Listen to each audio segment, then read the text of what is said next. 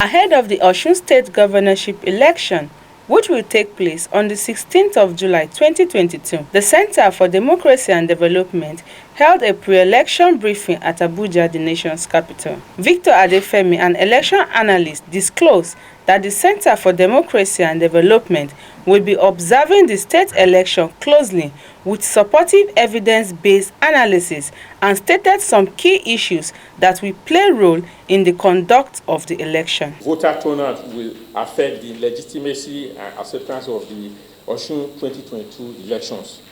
As at 10 July 2022, INEC reported that only 1,479,505 million of the 1,005,657 registered voters have collected their permanent voters cards, PVC.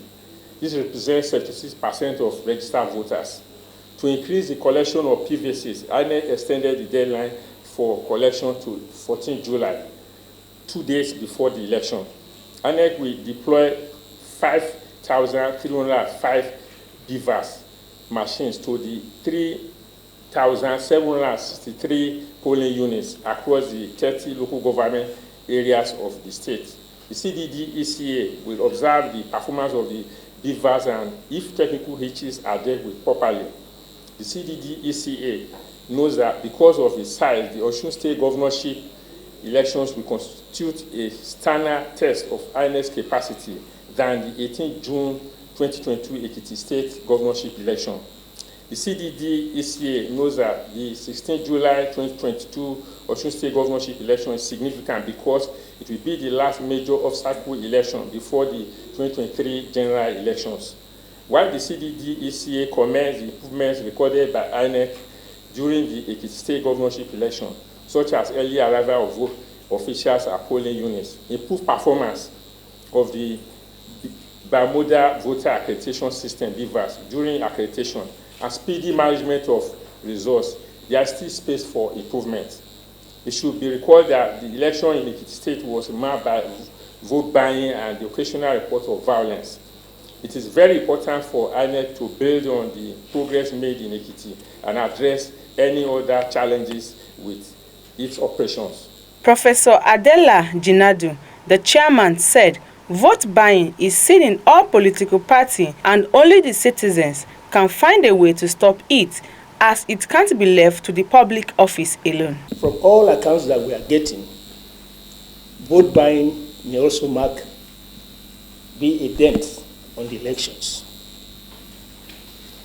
I think we tend to believe that vote buying is exceptional to our own political culture.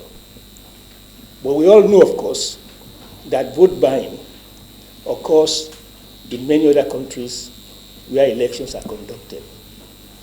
But if Nigeria is exceptional, I think we're exceptional in the sense that you and I, as ordinary citizens, don't want to do anything about it.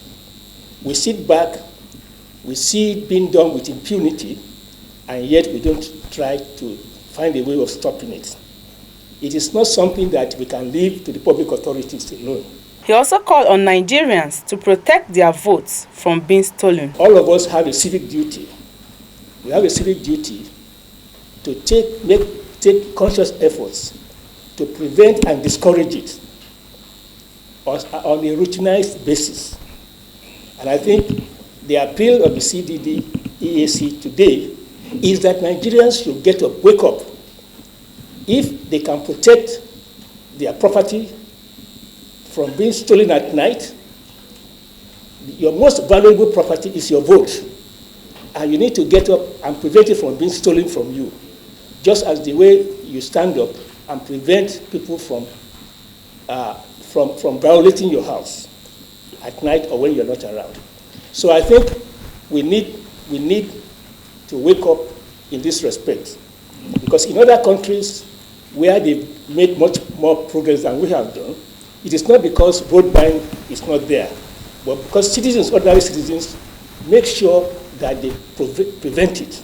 I've been at elections in Ghana, where on election day, citizens move around, making sure that electoral rules are not breached. Dorcas Olariwaju, Voice TV, Nigeria.